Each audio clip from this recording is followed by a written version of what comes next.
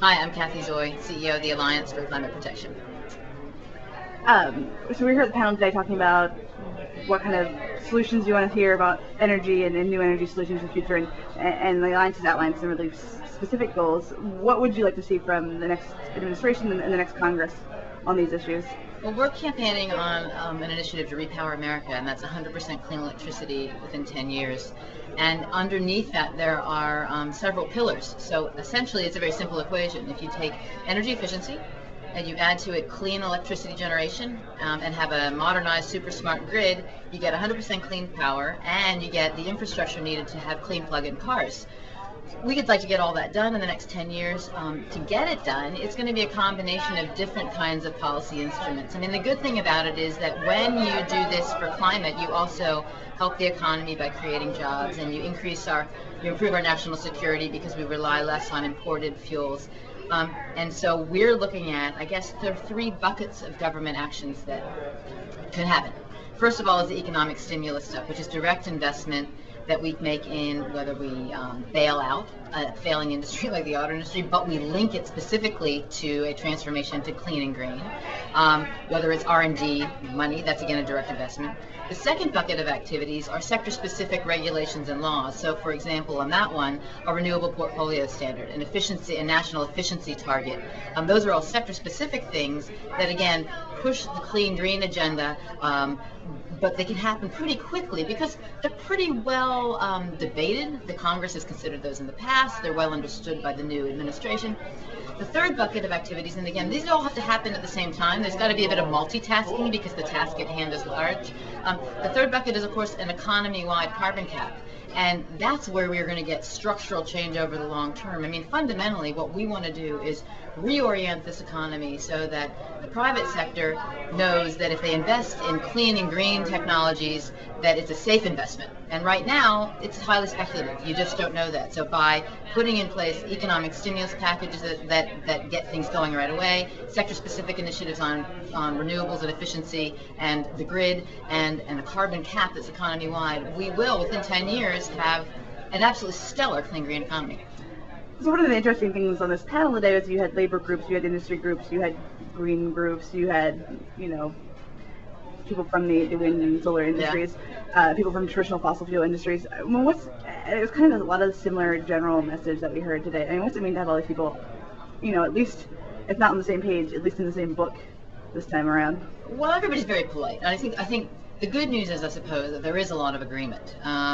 I mean, what has weirdly happened with the economic disaster and the economic bailouts is that now the idea of having governments invest directly in sectors is a possibility, whereas if you would have talked about it sort of 12 months ago or even 9 months ago, that wasn't even, among certain political constituencies, that wasn't even possible. So now you've got everybody thinking, wow, if the government's willing to invest in bailing out banks, surely they should be able to invest in jump-starting some energy things that we've been talking about for 10 years. That's good for labor, so that's not a surprise. I would say that's good for the business sector. I mean, clean energy industry is one of the fastest growing sectors. I mean, in a lousy global economy, clean energy's still been growing. I mean, again, until recently. I guess probably the guys that were polite but didn't have a lot of agreement were the fossil fuel guys. I mean, what I heard from API and what I heard from the Natural Gas Association was kind of the same old thing, that natural gas has already done a lot, and it emits lower greenhouse gases than oil and coal, and that's fine. It's already part of the mix. I don't think that the natural gas industry needs a new leg up because they've already got a good position. What we need to do is be investing in the truly renewable fuels that are free and limitless, again, for our electricity supplies. The oil industry, again, I don't think there was not a lot of agreement there, but everybody was quite polite. You mentioned the fact that because we're in this economic situation and the government seems to be handing out money and people are really rallying behind this idea of green investment. But at the same time, we have this competing, argument that we can't afford to spend all this at this time. And what do you think the economic crisis does for the general green movement, green economy idea? Look, I think I think we have an imperative. I mean, from my perspective, we have a climate imperative to invest in the solutions of the climate crisis. What the economic crisis has done unwittingly has brought it to the top of the agenda. So this is now an energy, climate, economy, national security discussion, whereas 12 months ago it was a climate discussion primarily. So in some ways it makes it front of mind, top of the agenda. I mean, clean energy was a top 3 voting issue in this election. But the solutions have been within our reach for a long, long time. So essentially now it's simply organizing ourselves to get going on it. And if we're going to spend some money to stimulate the economy, it's not very hard to combine energy efficiency improvements with immediate stimulus for voters, for citizens. If let's say we ramp up the weatherization assistance program so it doesn't only benefit low-income people, but we expand it to include every house that changes hands, or foreclosed homes, or all public buildings, all community buildings. I mean, we have the infrastructure there to save people money on their power bills and create dozens and dozens of jobs that our labor colleagues in this meeting would support, and reduce carbon emissions all at the same time. That can happen fast.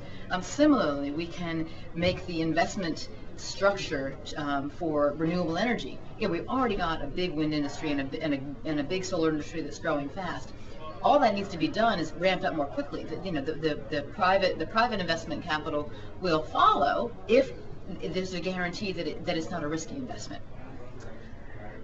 You also, the Alliance talks a lot about the goal of 100% in 10 years, and I've heard you guys, the Alliance mentioned multiple times, it's technically possible. It's a question of will. I mean, are we there on that will? Yeah.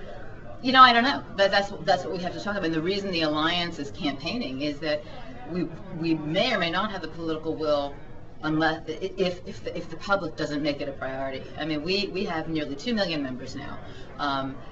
Our members have gotten involved in the investment tax credit debate and in visiting their local Congress people, and that movement is going to continue to grow and grow and grow. We're having our first set of house parties in December on Repower America, where we are going to be cultivating campaign leaders across the country who are going to give that message out to their neighbors and their friends, and we hope and expect that the movement will spread. And with that movement and that public commitment, because it polls pretty well naturally, but people need to know what to do. We are hoping that it spreads, and again, that pressure, that political space is created for our leaders here in Washington to do good things.